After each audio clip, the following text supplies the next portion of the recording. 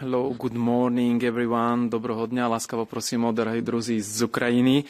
Welcome to the press conference after the Association Council with Ukraine, which was chaired and co-chaired by High Representative Josep Borrell on the EU side, by Prime Minister Denis Shmyhal on the Ukrainian side, and the Commission was represented by Commissioner for Enlargement and Neighbourhood Oliver Varhelyi. All three of them will brief you about the discussions, and then, depending on time, we will take a few questions. So we would start with High Representative. You are the first one. You can go ahead. The floor is yours. Thank you, Peter. Thank you to all of you for attending this press conference. We are very happy to host here the Prime Minister of Ukraine, Denis, in Brussels on the occasion of the Association Council between the European Union and Ukraine. This is an important moment. This is important not just today. This week is an important week for Ukraine and our support to Ukraine. Because on Monday, a couple of days ago, at the Foreign Affairs Council Minister, we adopted the Ukrainian Assistance Fund within the European Peace Facility, adding an extra 5 billion euros for military supplies to Ukraine. This will make our military support more predictable. It will bring the overall European Union and Member States assistance and military support to 33 billion. And I'm happy to be able to announce that also the commitments by Member States to support Ukraine bilaterally, I already have commitments for at least 20 billion for this year. So the European Peace Facility is a catalyzer of the bilateral agreements between Member States and Ukraine. And all these resources are being mobilized because an Ukrainian victory, because Ukraine supporting and rejecting the aggressor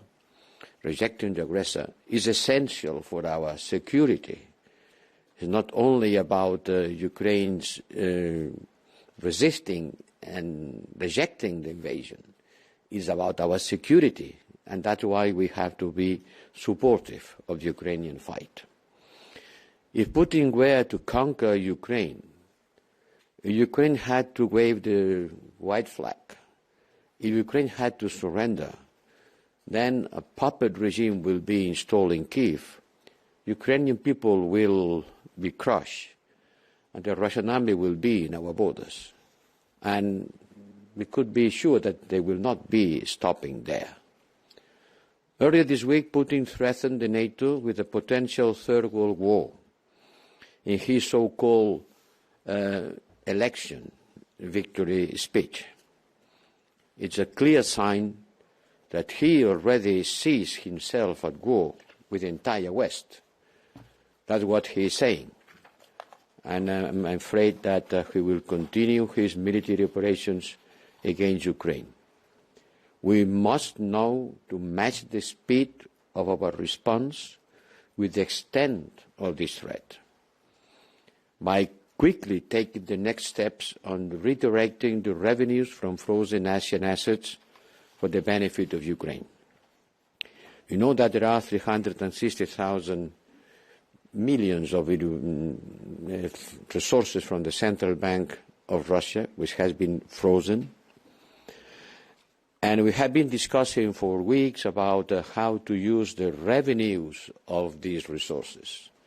By the time being, we don't talk about the capital itself, but the windfall profits generated by these assets due to the high increase on interest rates.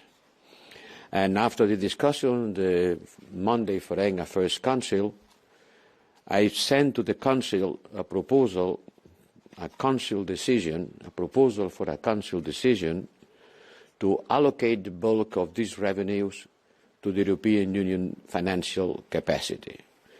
And today, the Commission, when we were meeting together with the High Representative, has also approved a joint proposal for the regulation, the implementation of this decision, if, as I hope, the Council will adopt this decision which I propose. And this proposal is about to allocate 90% of these revenues to the European Peace Facility on the top of the 5 billion, not in substitution of, but adding to these 5 billion the revenues generated by these frozen assets in order to increase the military support to Ukraine. We do that through the European Peace Facility because the European Union budget cannot use its resources to buy arms. The European Peace Facility, as an intergovernmental fund, can do it. And the rest, the 10%, would be allocated to the Union budget to address reconstruction needs and to support and increase the Ukrainian defense industry capacities. We think that the revenue generated from these immobilized assets will be around 3 billion a year that will be added, as I said, to the European Peace Facility and to the European Union budget for military and civilian purposes. This proposal, this Council decision proposal, and this Council regulation from me and the Commission have already been sent to the Member States, my dear Prime Minister. So now it's up to them to take a decision that was very well received on the last Foreign Affairs Council. I hope that we can reach an agreement soon and change banknotes into weapons, because your soldiers don't fight with banknotes. They need physical arms. They need physical instruments in order to defend your people. But I'm saying that this week is very important from the point of view of our military support, and is also an important discussion of this week on Ukraine's future membership of the European Union. You have made the choice of becoming a member of the European Union. We opened this process. I understand those feeling well. When I was a young Spaniard facing the darkness of the dictatorship, it was for me the beacon of political freedom, economic prosperity, and social cohesion. These three things are the ones that any society would like to have: political freedom, economic prosperity, and social cohesion. And today the meeting we have has allowed us to review the Ukrainian efforts on the European path. We look at everything that has been done in terms of political association, reforms, and trade relations. I am happy to confirm, and the Commissioner Borrell will give more details, that Ukraine made remarkable progress. And this progress has been achieved while you are fighting for your national survival. So you fight two fights at the same time. In the military side, fighting for your survival as a nation, and the reforms in order to make you a member of the European Union.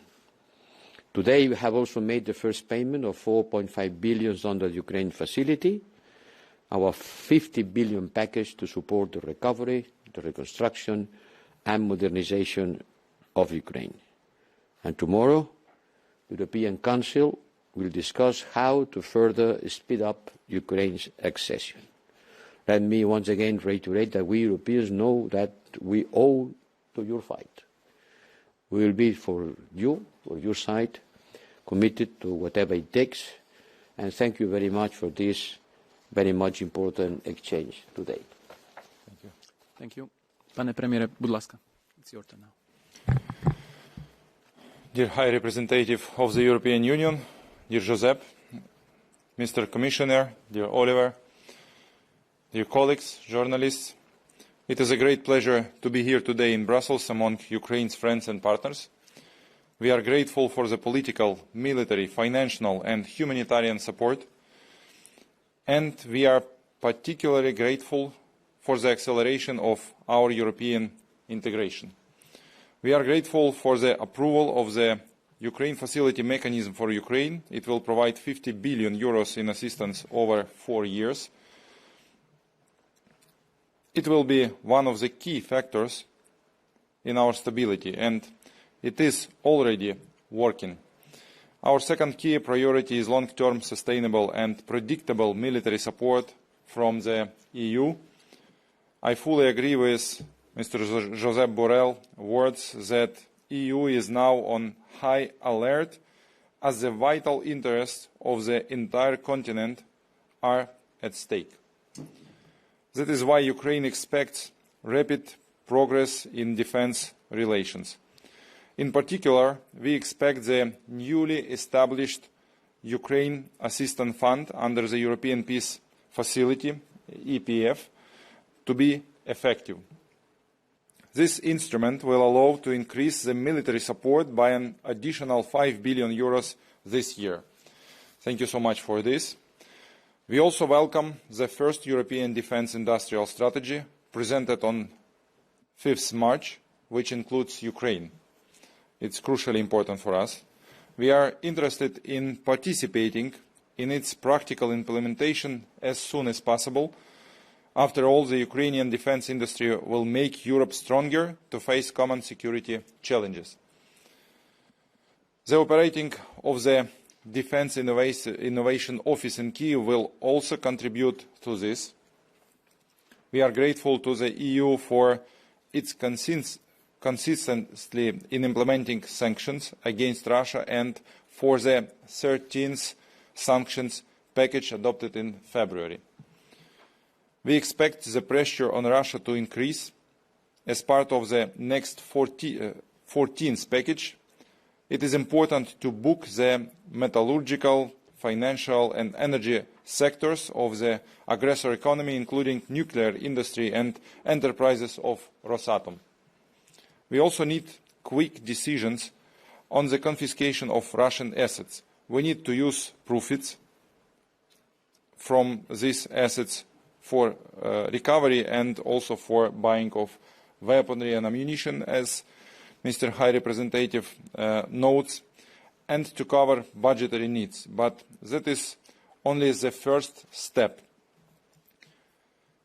We insist on the full confiscation of other use of all frozen assets. I mean body of frozen Russian assets. Europe and the world need an effective precedent for making the aggressor pay a heavy price for the destruction it has caused in Ukraine. Dear colleagues, today's meeting of the Association Council is the second since the Ukraine was granted candidate status for EU membership and the first following the European Council's historic decision to open accession negotiations. We are grateful to our European partners for the agreement to continue the autonomous trade liberalisation measures. It is extremely important for the Ukrainian economy that the so-called economic visa-free regime would be extended.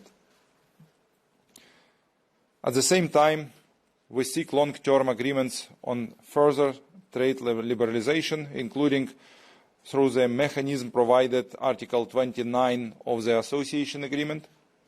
Ukraine is ready to take further coordinated steps with its neighbours and the European Commission to unblock the border and restore exports and transit of Ukrainian goods. First of all, agricultural products. We are also working productively to bring the start of negotiations on the ACA agreement closer. This is the so-called industrial visa-free regime.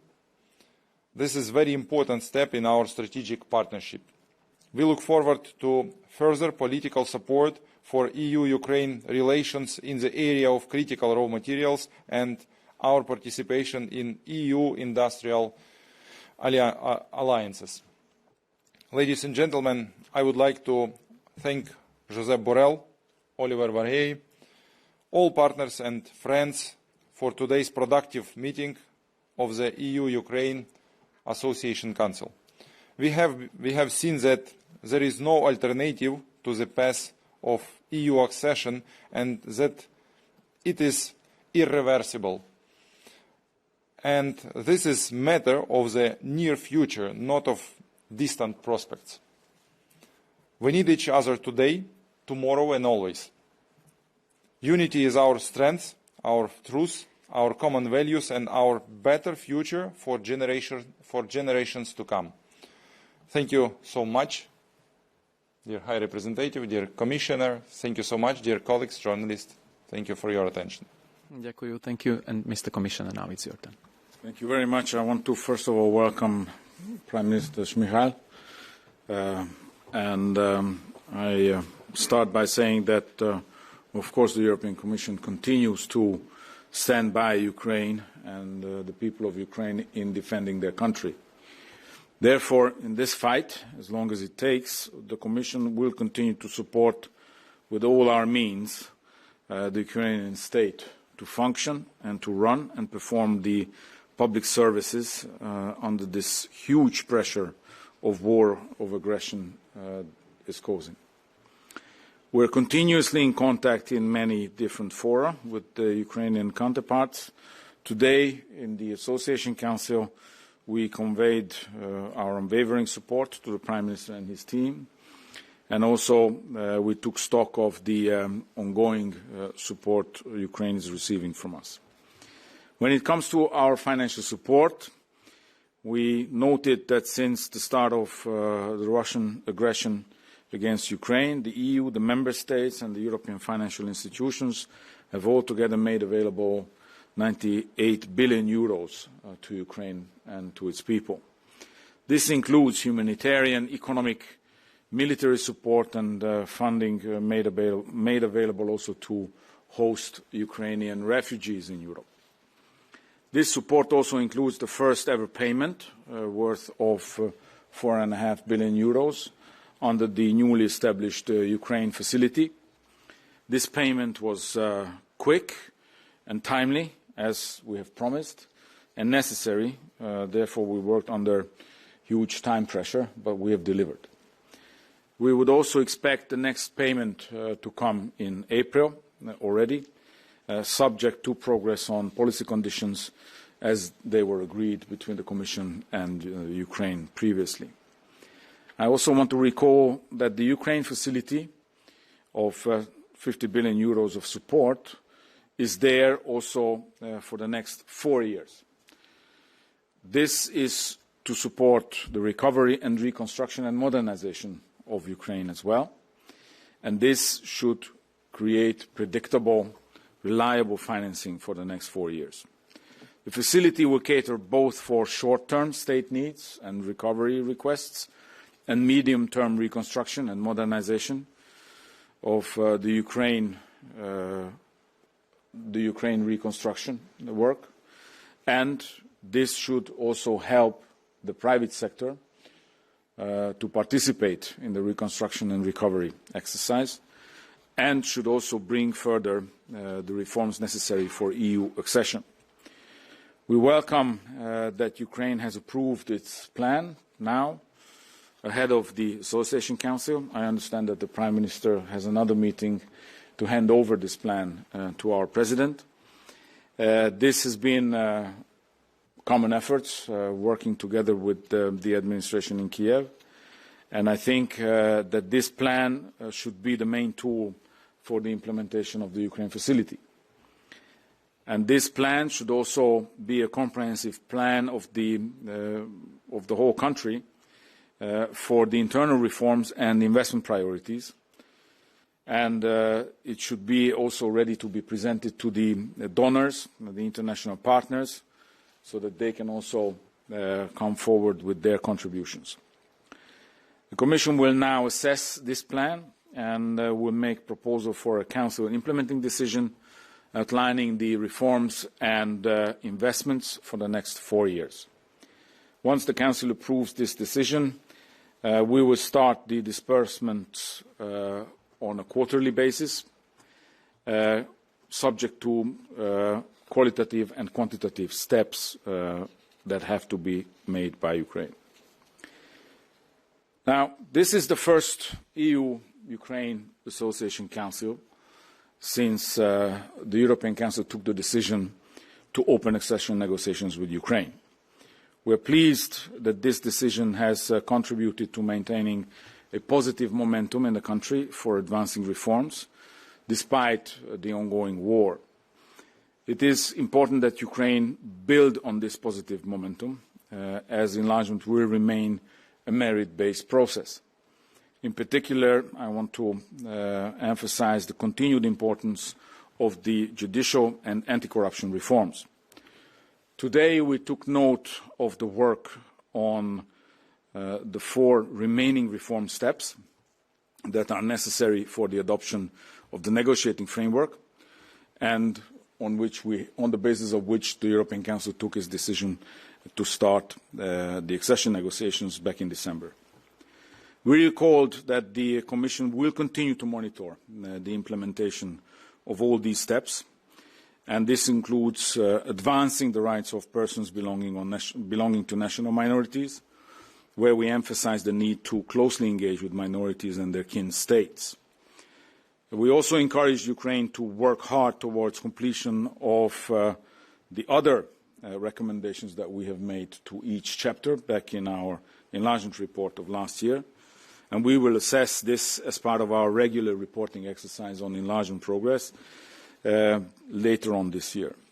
We also record for the Ukrainian colleagues that the Commission has tabled the draft negotiating framework for discussions in the Council, which is now to be agreed by the Council once the internal deliberations have been successful.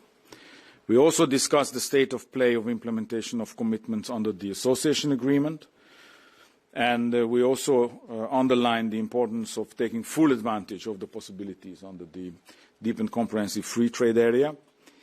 There is still potential that we have not used. There are very many promising areas, and we are already working in areas like the roaming area, the ACA, the Agreement on Conformity Assessment and Acceptance, as mentioned by the Prime Minister, but also we have touched upon the energy sector.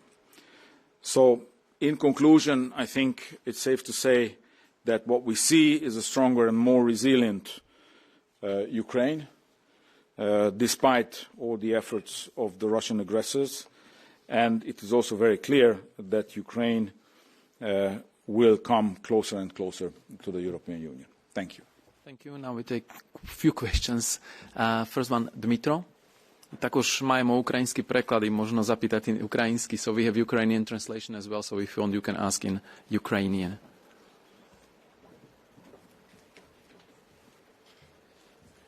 Thank you for your floor, Dmitro Shkurko, National News Agency of Ukraine. As I was preparing, asking in English, I'll be asking in English. Thank you.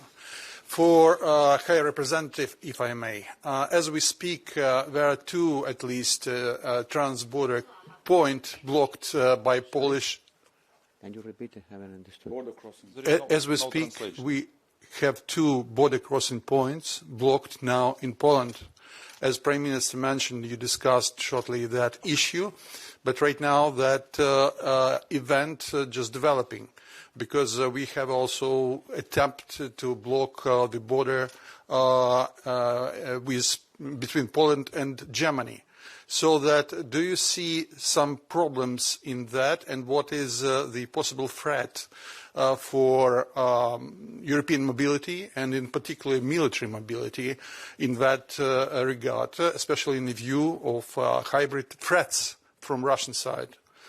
For Prime Minister, if I may, you mentioned the importance of the autonomous measures which are introduced by European Union.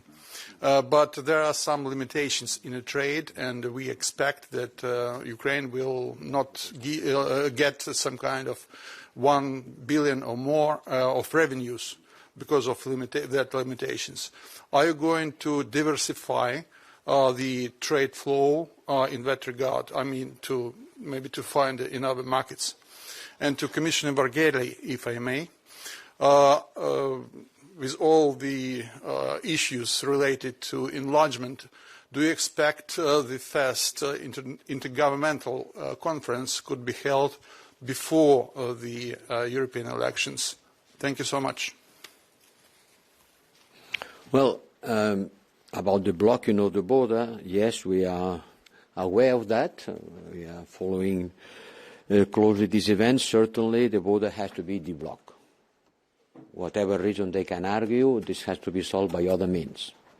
Because from a military point of view, we need to have the transit between Ukraine and the rest of the European Union free, for military, for civilian purposes. So I understand there may be concerns, but the way of solving that is certainly not jeopardizing the transit between Ukraine and Poland in these critical moments. Thank you so much. So I will continue the answer of High Representative. We work hard on the basis of coordination platform here in European Commission.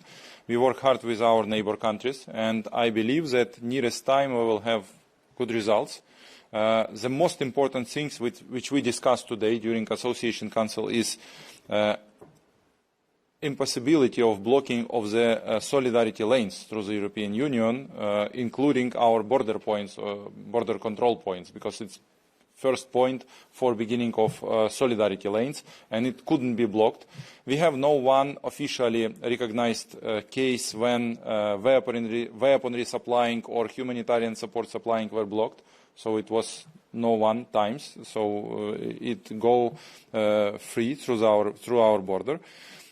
We also have very good decision yesterday's, tonight, I would say tonight's trialogue discussion, when continuation of autonomous trading measures is approved by representatives of European Council and European Parliament for 1 year more, since 25th of June, for the 1 year. And there is good for us conditions when we will take 22nd, 23rd year for estimation of level of supplying of our good from Ukraine to European Union. There are some safeguards which could be implemented, but it will not work while Ukraine will not reach some volume of this 22nd, 23rd year. So in general, these conditions are negotiated with Ukraine, are approved by Ukraine, and I believe that it will be approved by European Council, and we will have this in practice for the next year. Thank you so much. Yes. Well, when to have the first IGC? First, you have to have a negotiating framework adopted. That is the moment from when some can see also the timeline for the first IGC. As you have seen, we made a proposal to the Council on the negotiating framework. Once the Council adopted, I think we can see when the first IGC will be convened by the Council. Thank you very much. And since Prime Minister has to go to the Commission, we have to leave it here. We had 3 questions already, so thank you very much for coming. Prime Minister has to leave. High President. I know. Okay, so let's take one question quickly. Philippe, vous pouvez en français, mais très rapidement, s'il vous plaît. Thank you, Philippe Renier, Journal Le Soir. So, a quick question. It seems that the Commission has some ideas in order to conduct the enlargement process with Ukraine. Would you please elaborate a bit on this? It's the question of the so-called step-by-step enlargement. Thank you.